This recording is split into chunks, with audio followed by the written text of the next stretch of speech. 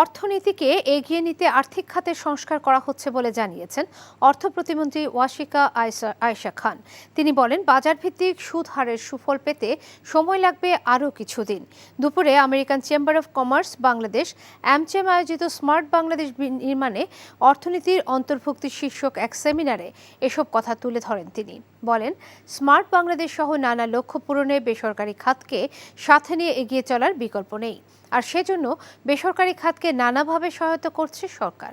আগামী 2025 সালের মধ্যে 25% ক্যাশলেস পেমেন্টের আওতায় এবং 2031 সালের মধ্যে 100% ক্যাশলেস পেমেন্টের লক্ষ্য অর্জনের নানা পদক্ষেপ নেওয়া হয়েছে বলে জানান তিনি। They have started late, but they are there competing with the multinationals and the private sector banks. There were various innovations and related with online services, digital payments, etc., etc. জীবনে এত মেয়ে দেখলাম, কই কোনোদিন তো কারোর জন্য এরকম লাগে না।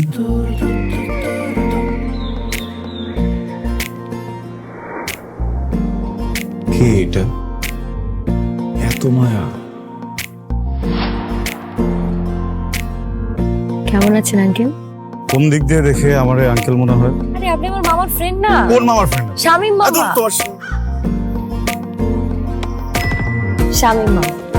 আস্তাগফিরুল্লাহ। কি করছিস তুই? না আমার ভাগ্নি মায়া। আমি নাই মামা। Thank you uncle. এই আগে জানলে আমি জীবনও স্বামীর সাথে মিশতাম না। জীবনের প্রথম একটা আমি ভালো লাগলো, সেইটা নাকি বন্ধুর ভাগ্নি।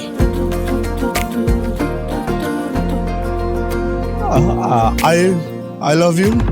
এভাবে শুরু হোক আমাদের গল্পটা। আপনি আমার মামার বন্ধু, মানে আপনি আমার মামা। মামা জানি কথাটা। এই ফুলটা নিয়ে যাও। এভাবে শুরু হোক আমাদের গল্পটা। আমার বোন আপনার ভাগ্নি, এটাই বাস্তবতা। এই বাস্তবতা মানি না, তাহলে আমি ওর সাথে বন্ধুত্ব রাখবো না। কি রে তুই খারার উপরে পল্টি লয়ে লাইতেছ? জুতা দেবো তোরে। হ্যাঁ, জুতাও তো লাগবে এক জোড়া, একটু বাড়াই দিও। হারামজাদা খারাপ। তুমি মন সারাটা সময় কাছাকাছি এলে ভালো লাগে, তাই শুধু কাছে টেনে যা। Thank you uncle.